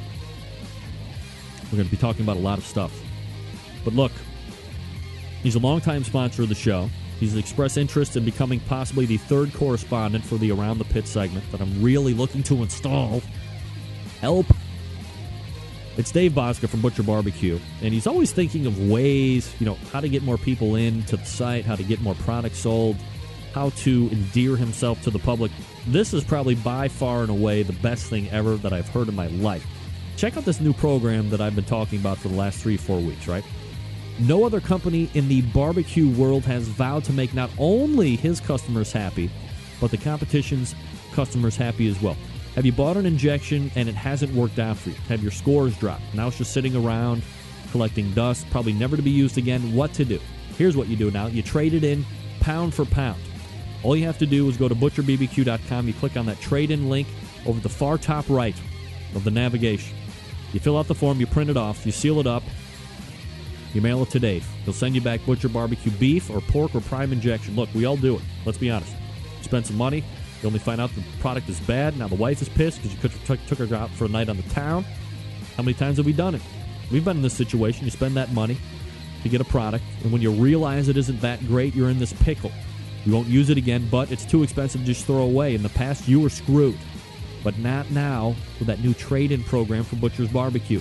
Butcher's will match it pound for pound. You have nothing to lose, only great products to gain that have been time-tested by pitmasters across various sanctioning bodies. Who are we kidding here? KCBS, FBA, IBCA, NEBS, Great Lakes Barbecue. Butcher's will honor any commercially made barbecue product along with its partial or complete label, so you can't gimmick it up in your sandwich bags and send it off to Dave hoping you're going to get the great stuff in return. There's a limit to 5 pounds per item per household. All products will be weighed at the time of arrival. That amount is final. If you have any questions, contact Dave directly via butcherbbq.com. That's the website, butcherbbq.com. The trade-in program happening now at butcherbbq.com. It's just another way. If you don't already do it, it's just another way, or your first way, to trust Dave Bosca and your butchers. Always trust your butcher, butcherbbq.com. We're coming back with John Marcus right after this. Stick around. We'll be right back.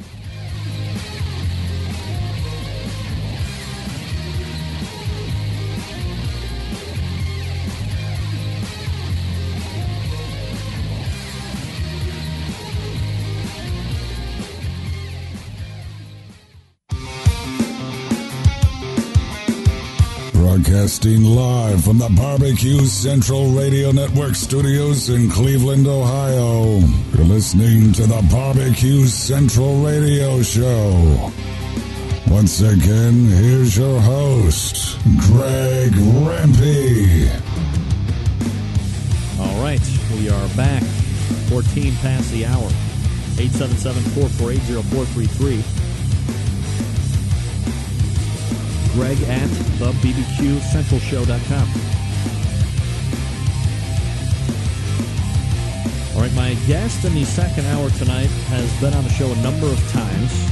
He's a keynote speaker, a documentary producer, an Emmy Award-winning TV producer, also the head cook of Central Pork West. Let's go ahead and race over to the hotline. And welcome back, esteemed guest to the show, John Marcus. John, how are you tonight? Johnny. John. John, are you there? Let's try this again. John, I'm hanging up on John. Boom. Gone. And we're calling John back.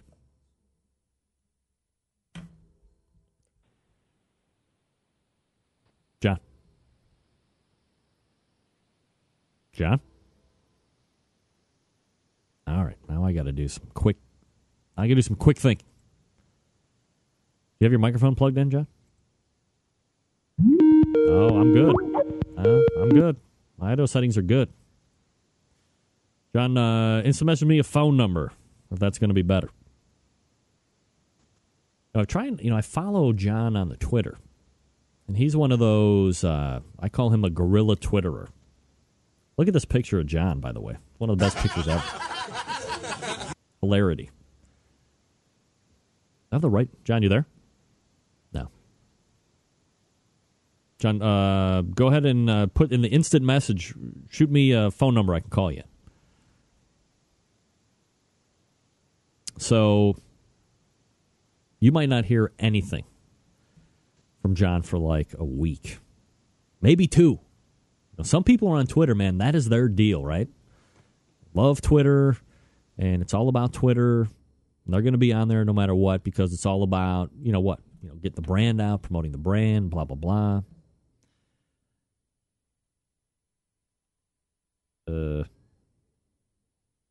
Let's see here. Let me go to John Marcus contact information. Marcus. John Marcus. All right, let me punch his number in. Got to get John going. I hope this is a cell phone. But I got to be honest, it doesn't look like a New York phone number. Time will tell. Love this part when we have the terrible ringing. Hello. John, this is Greg. Greg, hi, how you doing? I spent some time this afternoon checking my mic, checking my Skype, checking my internet connection. I'm good on all those. What's going on with us, my friend? I have no idea what's happening. Look, who cares about that? This is what it's all about. It's about the internet, and it's live show, and we're both professionals, so somehow we'll muddle through the rest.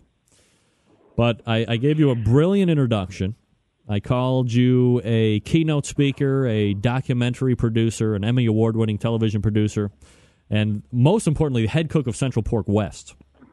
And you graciously share your time here with this internet radio show, which I continue to have no idea why you do it. But nevertheless, we are going to talk about barbecue pitmasters here in a bit, which is like main topic, no surprise to you. But look, let me first ask you about something that maybe a lot of people aren't really abreast of right now, no pun intended. And that is a documentary you made entitled The Kings of Barbecue, Barbecue Kuwait. So if you could give us a little background about the film and what you were looking to accomplish by shooting it, I guess. Well, in September 2010, I've alluded to it a little bit with you, and we also, I've Twittered about it.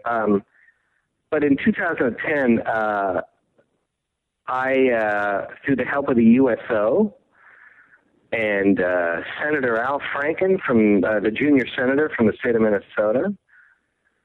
I was part of an expedition, really, of 6 pitmasters who traveled to Kuwait to feed our troops. It was about 5 years in the making, and it took a long time to get the USO to kind of understand what it is we wanted to attempt to do, which was serve authentic barbecue to these young men and women over there. And after a lot of planning and some misfires, we all went to Kuwait, and we went to 2 military bases there, Camp Deering and Camp Arifjan, and using some Old Hickory smokers donated by the Old Hickory Company out of Missouri, and rubs and sauces donated by Head Country in Ponca City, Oklahoma, we fed over 5,000 soldiers. Wow. I brought a film crew with me because I thought it might be an interesting experience, and it turns out we had enough to make a film. And that's the 38-minute documentary that I finished earlier this year. All right, so recently this film was accepted into the Tri-Media Film Festival in Fort Collins, Colorado, and it will actually have its premiere September 9th, which you'll be on hand for. For those of us, not in the movie biz, how big of a deal is that for you and the movie itself to be in or accepted into the Tri-Media Film Festival? It's like you're really just kind of poking around in the dark when you've made a film and you're getting it out there for people to look at and respond to. And one of the great phenomenons that has developed over the last 5 or 10 years has been these independent film festivals, of which there are multitudes of them dotting the country, and you can even get a program on the internet that helps you locate them and submit your films. The Tri-Media Film Festival is a really strong film festival in Colorado. It's been there for a while. It's kind of the Tribeca of the West. And it was the first festival we submitted the film to, and the film is in it was in not final resolution. It was all in the lower grade resolution because it was a rough cut, and we weren't spending a fortune on it. But they liked what they saw, and they called me a couple of weeks ago to say it was one of their favorite films, and they asked me to come out early to be on a panel there. So we got a good reception from the board, the voting board, and it'll screen as part of the Sunday morning documentaries there in Colorado. John Mark is joining us here on the show, executive producer of Barbecue Pitmasters, the television series. Also, we're talking about right now the Kings of Barbecue, Barbecue Kuwait, which is a documentary that has just recently been accepted in the Tri-Media Film Festival in Fort Collins, Colorado, which will show September 9th. John, is the payoff, and again, I apologize for my complete and utter non-knowledge or unknowledge of film festivals and like what the process for you as somebody who makes a film and then has to get it out. Is the payoff here that a bigger studio or like a distribution thing is going to look to pick it up potentially for more public consumption, or what's like, why do you get it in? There's 2 things that you're looking for. One is what you just mentioned, which is a distributor or just a place for it to show. Like maybe I'm interested in having PBS look at it or one of the premium cable channels look at it. Mm-hmm. Because the truth is, the event of these 6 pitmasters going from America to feed military people has never happened before at this level and will never happen again, is my guess. Because of security reasons, the idea of 6 strangers feeding 5,000 people was looked upon as a great risk to the military, because if our chicken had gone bad, or if we had been, people with an agenda that was dark and, problematic, we could have caused a lot of problems over there. So they kept a very close eye on us. So this is a once-in-a-lifetime event, and it was really, I don't know, I can't say anything short of amazing to be part of it. My goal is to screen it for people who potentially will say, you know what, I'd like to be part of this, and I'm looking to get some money out of people. And then if I give you money for it, so where does it go from here? it needs to have another pass at including more footage. In other words, I have like 25 hours of footage, and the film right now is 38 minutes long. There are scenes in the film I want to enlarge upon, like that I want storytelling that I want to really make fuller. And there's some great footage there that we didn't have time to really delve into. So I'd like to turn this into a full 45-minute short, or maybe 50-minute short. Get it composed get real music on it. Right now there's what we call a scratch track, which is not a permanent track. It's not a licensed track. And get it like in the final polished stage for showing at a theater. John Marcus. It takes money. Everything takes money. John Marcus joining us here on the show. All right, so, that's a lot of who knows what's going to happen. Hopefully it shows well and, all these things fall into place for you and you can ultimately do what you want. But here's a bigger question. Let's say on the other end, if we're playing devil's advocate, it doesn't go extremely well or it doesn't go the way that you're hoping for, but you have something that's 28, 30 minutes in some type of finished product. How can anybody see that? I have a lot of people in the instant chat room going, well, I would just like to see it the way it is, not necessarily finished or at some other level, but is there ever a point where people will be able to see it kind of how it sits now? There will be. We're going to probably create a 5-minute trailer for it. They won't be able to see the whole thing.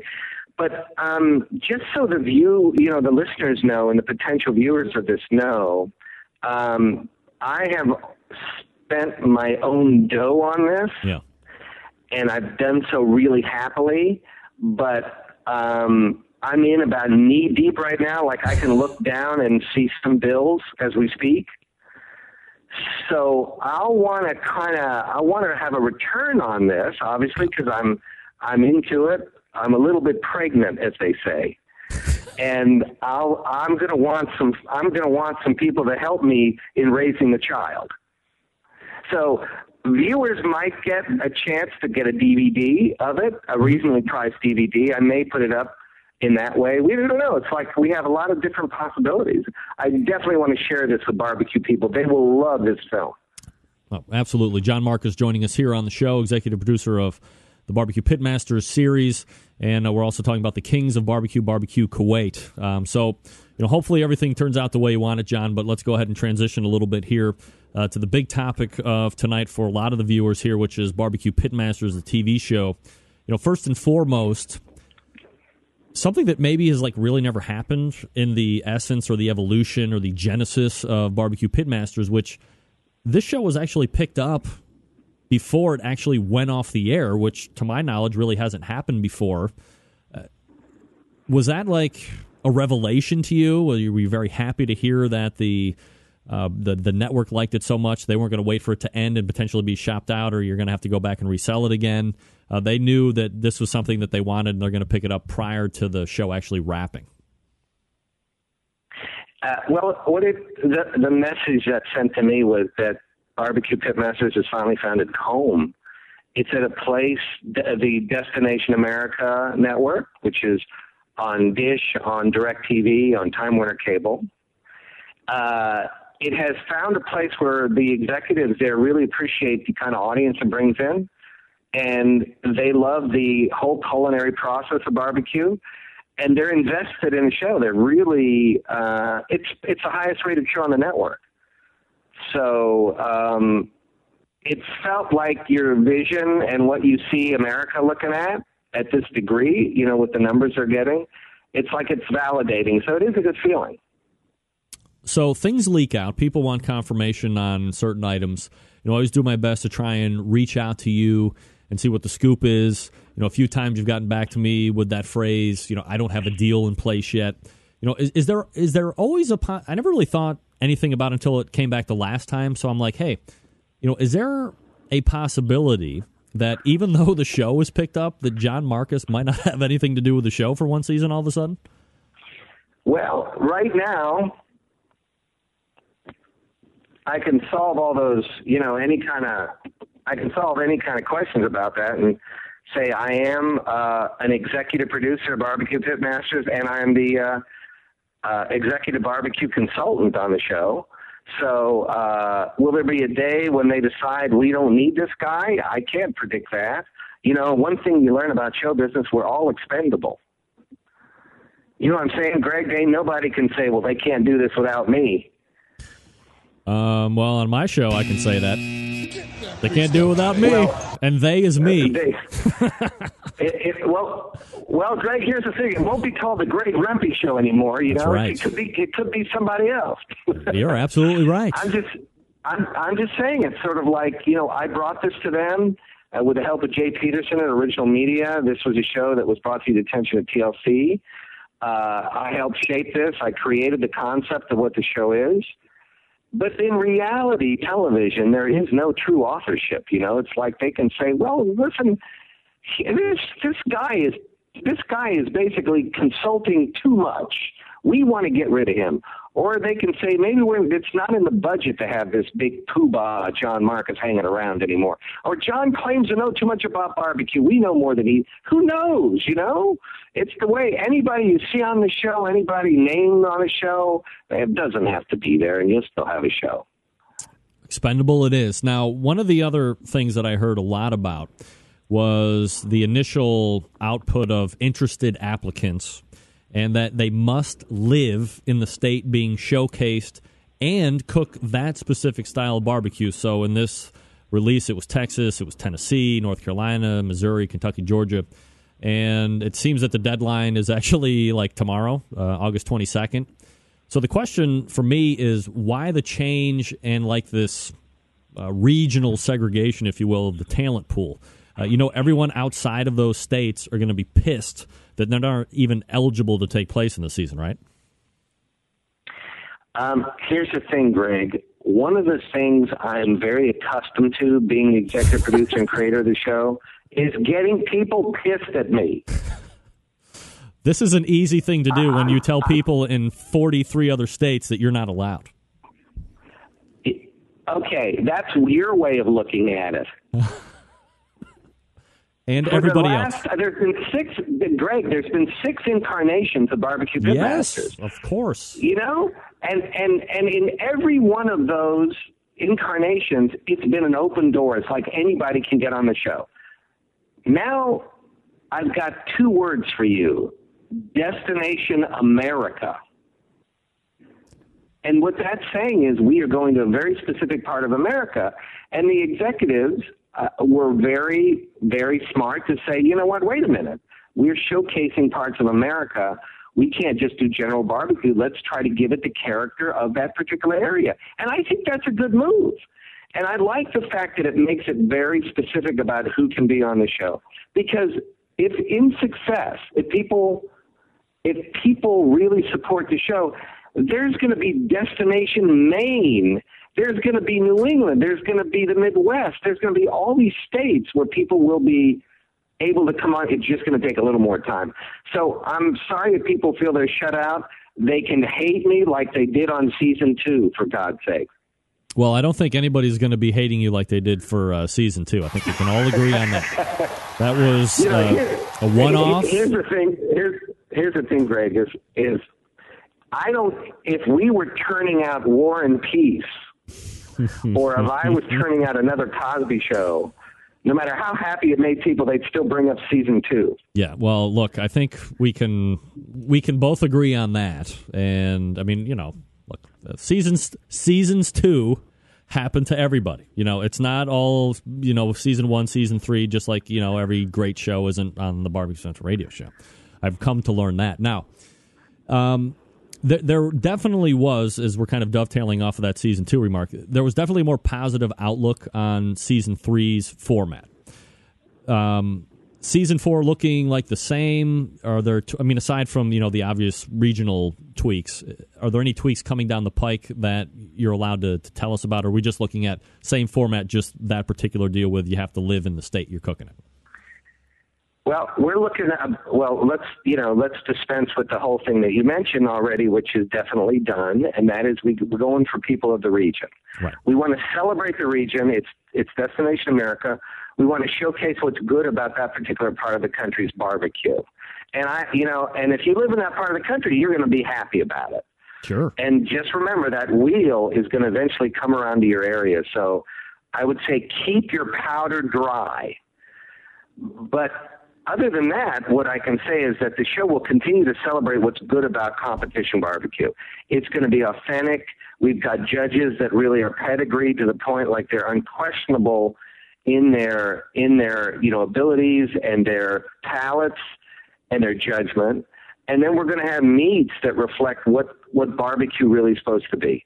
And so the viewers can look forward to really more of the celebration of what makes us love this culinary sport. All right, John Marcus joining us here on the show, and you can, of course, throw in your emails if you want to, and that would be Greg at thebbqcentralshow.com, or you can also call if you want to, 877-448-0433. John, go ahead and relax there just for 3 minutes while I talk quickly about a sponsor of the show, and then we'll pick up our Barbecue Pitmasters conversation. We're going to talk about Pitmaster Conrad Teddy Bear Haskins. Uses his years of catering and restaurant experience to really give you that insider's understanding on how to improve your barbecue, backyard barbecue, and those folks who want to open a business drive and fly in from all over the world for the Institute's small, friendly, informative classes. Upcoming Barbecue 101 classes will include locations at Riverhead, New York, Dallas, and Houston, Texas. There's also a commercial barbecue class for those wanting to open up their own barbecue business, and that's coming up at the Gator Pit Factory in Houston using their approved commercial kitchens.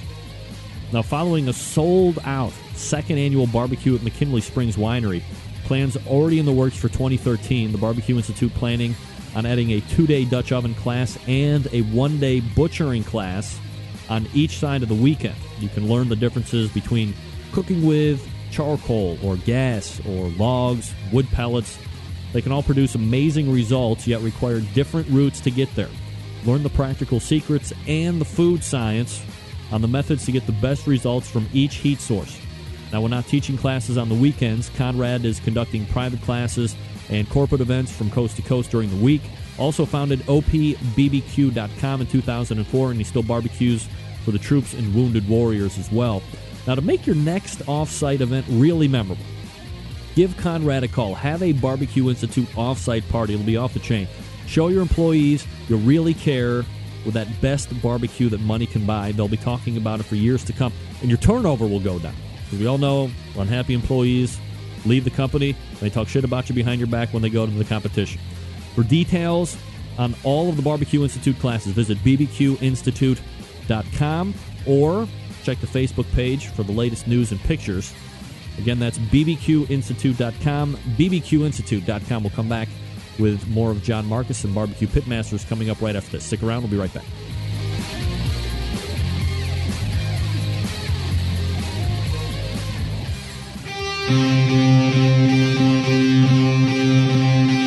Get in the smoke.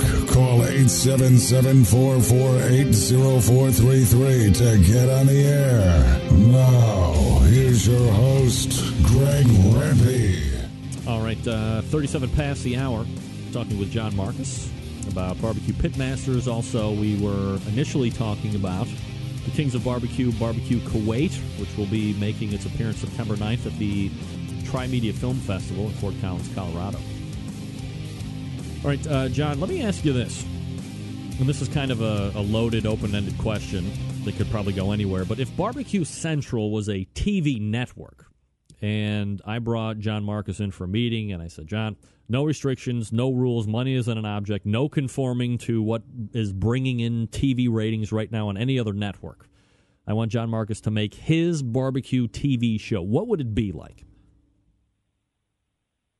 Are you going to pay me what I'm getting on the other show? Money is no object. I'll double it. Less that, I'll triple it. Well, let me tell you something. If that were the case, I want Greg Rempe on the damn show. Hey, all right. I'm all about that. Okay? Agreed. That's the first thing we're doing. We're getting Greg Rempe on the show. We're going to put him in a booth, and we're going to have him doing color commentary while the show's going on. Sign me up. Okay, so that's the first thing I want to do. The second thing is, I think people who watched season 1 got a real taste of my own personal vision of what a barbecue show could be like. Season 1 certainly did that. Okay. But I also really like the idea that we have people you can root for in the last season, season 3. So, I mean, I would be doing a combination of the two. I mean, certainly I like real contests and following the drama of getting to the contest and everything you got to do. But at the same time, I like people coming in and competing against each other and someone coming out ahead. So it's like I do a hybrid of the two shows. But I would also, and I've talked to the network about this, I would also insist that the way we cook in competition barbecue not rely on tricks and not rely on repetitive methods, but be more challenging to the cook. Are you a fan of, the last two guests that I had in the first hour, Ray Lampe and Robyn Lindars, were just on Chopped during the grilling series it was just on. Did you watch any of that, and what were your thoughts on that in relation? I mean, not barbecue per se, obviously, because very time constrained, but did you see it, and were you happy with anything there? Well, listen, it's not my network, and it's certainly, I've had friends on Chopped, including Ray, and of course the great Nicole Davenport, who almost made it but was defeated by Sam in that episode. Yep. And Nicole is one of the pitmasters that went to Kuwait to feed the soldiers. The Food Network does its shows in its own style. And certainly if, I don't work with the Food Network. Hey, Greg, how discreet should I be here? What do you want? What do you want me to do? Lay it out. I mean, do you want me to just kind of lay it out there Go for ahead. you? We're here.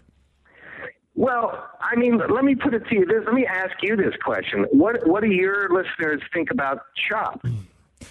Well, look, I think I'm probably in the very small minority of the Chopped show, which is I don't like it, which is why I haven't necessarily been overly excited with, season 2 of Barbecue Pitmasters and season 3 because it's a similar theme. I like everybody on it. I like the fact that barbecue is on television, but that type of show just doesn't resonate with me. And it could be because I'm simple-minded. One of the bloggers that I have on from time to time said, look, you're the same guy that goes into the grocery store and just can't start picking out items. I'm a planned out guy. I'm not spontaneous. If somebody can give me a recipe, I will do it. I have no interest in opening up a pig and egg basket and seeing sardines and ass paste and orange soda, and now I have to concoct stuff. That just makes no sense to me, so I don't like it. But It's the most popular show on the network, so obviously it's resonating with somebody.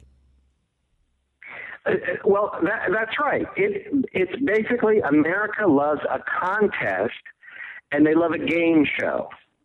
And Chopped is a game show. It really has very little to do with actually in the workplace cooking or competition cooking.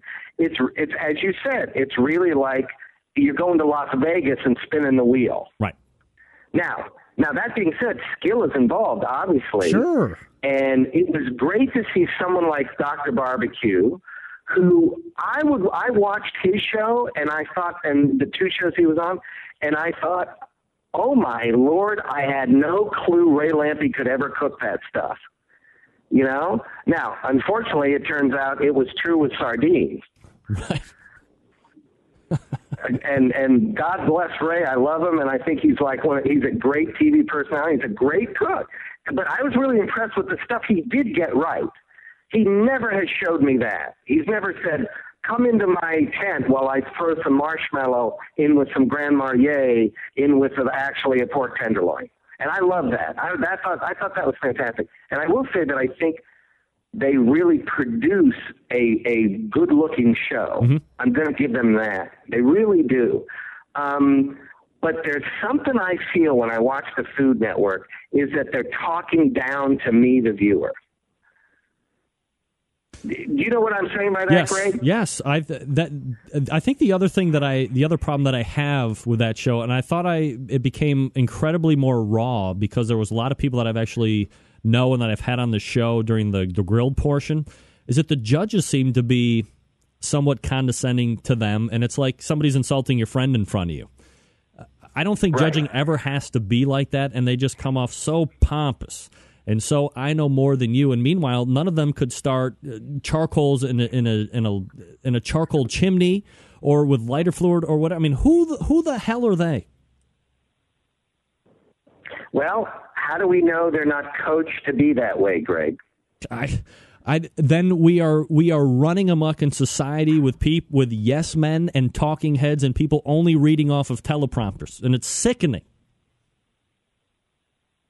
Well, you and I are living in a culture where the Kardashians are famous. What do you want to do? I don't know. I like her boobs. They're very big, though.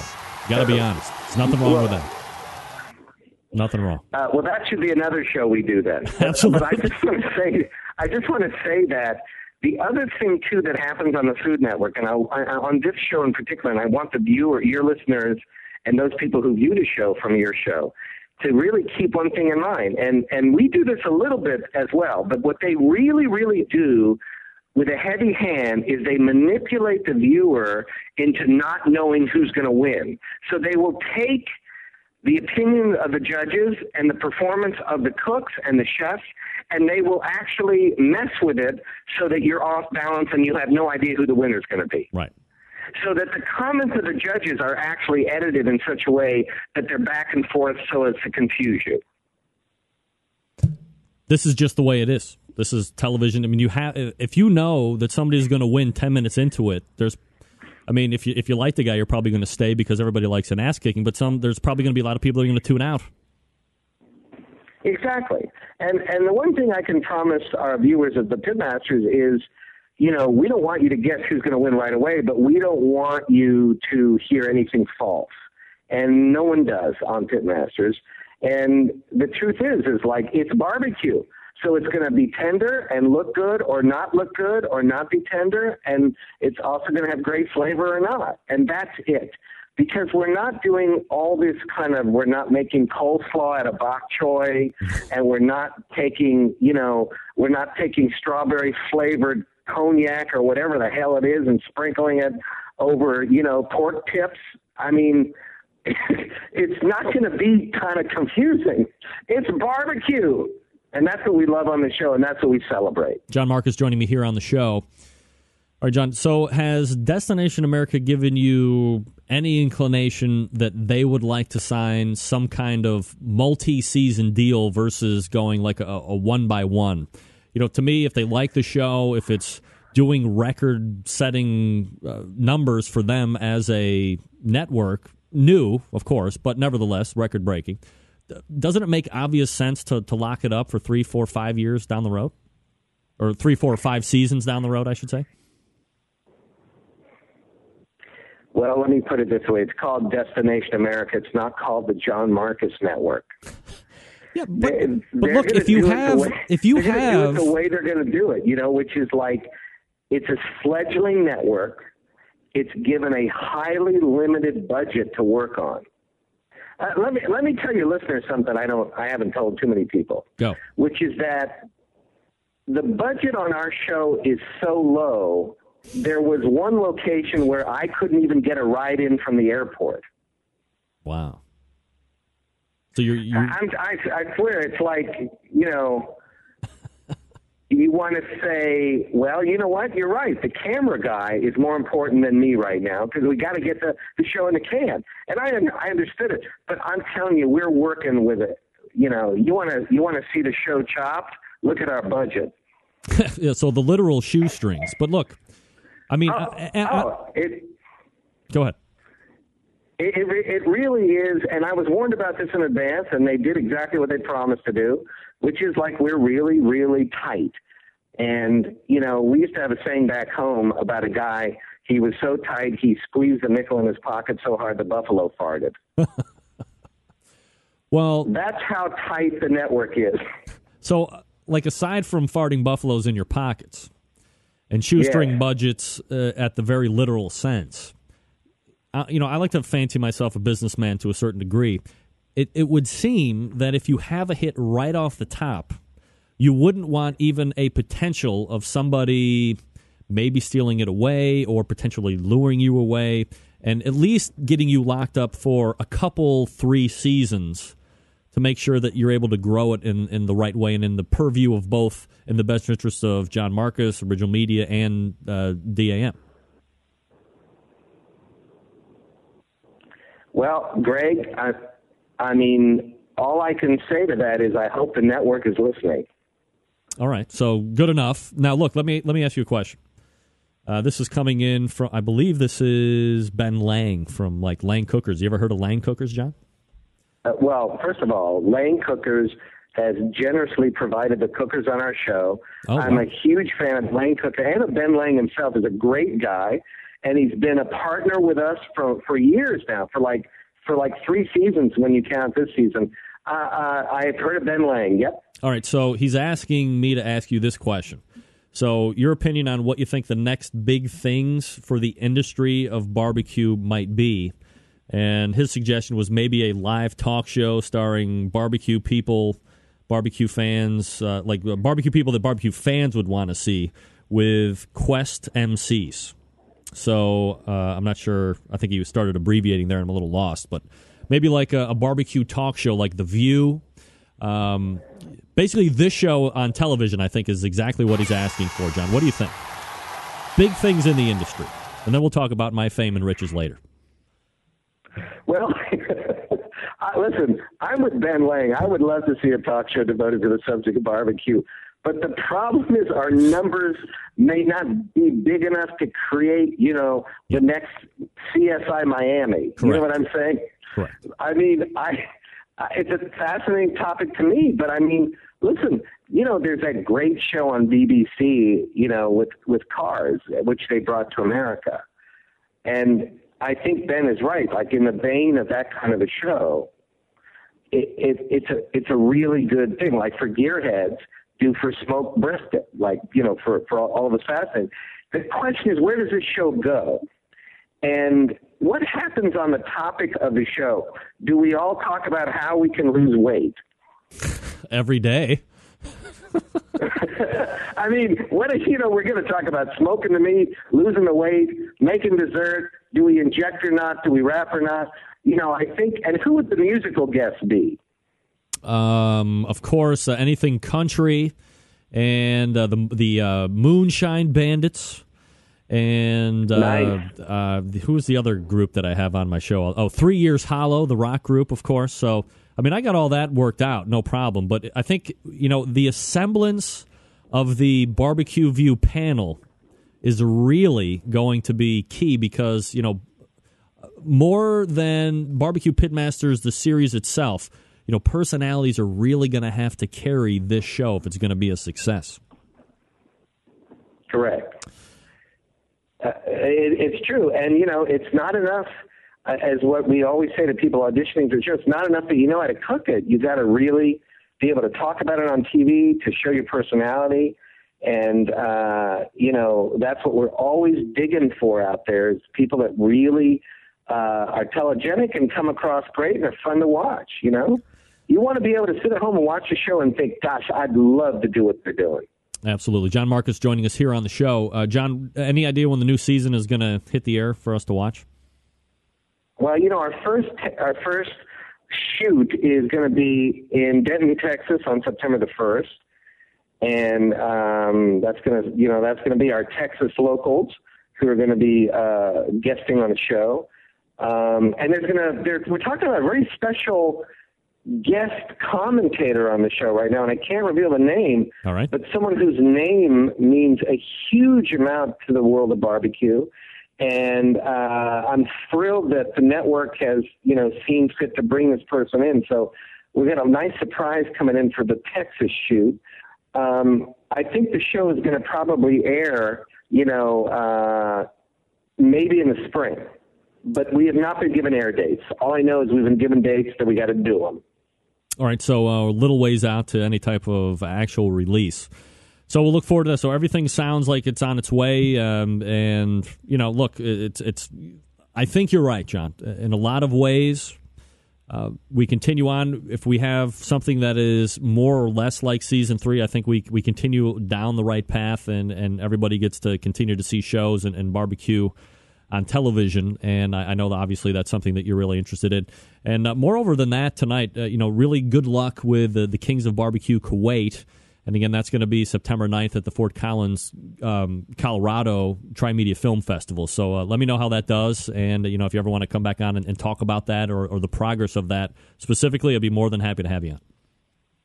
Listen, Greg, I appreciate it, and also I want people to know I'm tweeting as BBQ Pitmasters.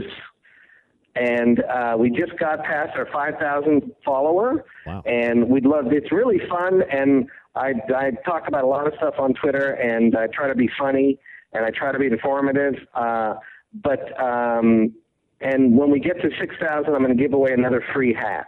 Wow, free hat for the 6,000 followers. So everybody is probably going to be joining and following you like mad crazy. John Marcus is the executive producer of Barbecue Pitmasters. Also, again, look for that Kings of Barbecue Kuwait, which will be at the Tri-Media Film Festival September 9th in Fort Collins, Colorado. John, always appreciate the time. Thanks for coming out tonight. Greg, one day we're going to get the audio right on my end. No problem. I don't care as long as you come on. I'm good with it. All right. Anytime. It's my pleasure. Love the show. Thanks, Greg. Have a great night. There he is, John Marcus. All right. I got to figure out how the hell I'm going to get out on time now. Weigh in. Instant feedback on John Marcus. Gang, let me tell you quickly about the second longest running sponsor of the show, Tasty Licks Barbecue Supply. Now, look, I've talked to you on and on about unsavory business characters and people just looking to take your money from the internet. Maybe you've been jammed up on the internet. I don't know. Maybe you have. Maybe you haven't. A lot of people have. A lot of people don't like it. So now you're in this weird position. You want a barbecue item. It's not in your neighborhood. You don't know what to do. You look around, you see it on the internet, and you're like, crap, I don't want to do it. Put all those fears to rest. Go on over to tastylicksbbq.com and then peruse their inventory. And here's the greatest thing. Everything that you see on the website is in stock in their store. It's probably one of the largest inventories of barbecue and grilling items anywhere on the face of the earth. On top of that, you're going to get excellent service. If you call in on the phone, Fred or Toby or any one of the guys there are going to be able to help you out with all the questions that you have. They're going to be able to make sure that you're outfitted with exactly what you need. Hey, look, if it gets there and you still have questions about setup or maybe it isn't working right, they have help after the sale as well. That's key, right? So here's what you do. You go on over to Tasty Licks Barbecue, tastylicksbbqsupply.com. That's tastylicksbbq.com. And then you look at all of the items that they have, the charcoal, the wood chunks, the pellets, all of the different styles of grills and smokers, because they're different, and then order from there. If you have any questions, go ahead and ask Fred, fire it off an email, give them a call, whatever. They're in Shillington, Pennsylvania, and from time to time, they bring in some of the top teams to do competition cooking classes. They have their own lines of rubs and sauces as well. It's really like this one-stop shop out in the middle of around Philadelphia, Pennsylvania. We always call it tropical and beautiful because it's not either, actually, from all accounts. Nevertheless. So use what's winning out there on the competition circuit. Fred also carries a number of the sponsors' products here on this show in his store. So you're doing like this 2-for-1. So head on over to the website, tastylicksbbq.com. That's tastylicksbbq.com. We will wrap this show quickly. Stick around. We'll do it right now. Get in the smoke. Call 877-448-0433 to get on the air. Now, here's your host, Greg Rempe. All right, welcome back. Almost 2 minutes till the top. Thanks again to John Marcus, my second hour guest, both at 10:14 and then around 10:35. Carried 2 segments, and we hit quite a bit. Again, the Kings of Barbecue Kuwait, which has been entered into the Tri-Media Film Festival September 9th in Fort Collins, Colorado. So I don't know if that's something that people like can go to or see, whatever. It sounds like in any event, it doesn't get the funding, which it sounds like it's been well received, and there's a good chance that he'll at least get some funds kicked his way to continue the vision that he has for the finished product. But if not, it sounds like we're going to be able to see it in some regard. Might be a little modest cost to that. But look, it's a great cause, and from all accounts, according to John, great short, 38 minutes, whatever, 28 minutes. Also, thanks to my first hour guest, Robyn Lindars, grrrl.com. That's GRRRL.com. Also, my first guest, Dr. Barbecue, Ray Lampe, DRBBQ.com. Next week, packed again, as always. If you use raw cast iron, season it each and every time. Help protect the rusty grill grate population I always tell you about. As it starts to cool back down after you brush it off, hit it with a little Pam or a little Crisco, let it bake back in. You have rust-free grates for generations to come. Also, September 11th, 2001, I will never forget. Until next Tuesday at 9 p.m. Eastern Standard Time, this is your program host and proud U.S. American, Greg Rempe. Good night now.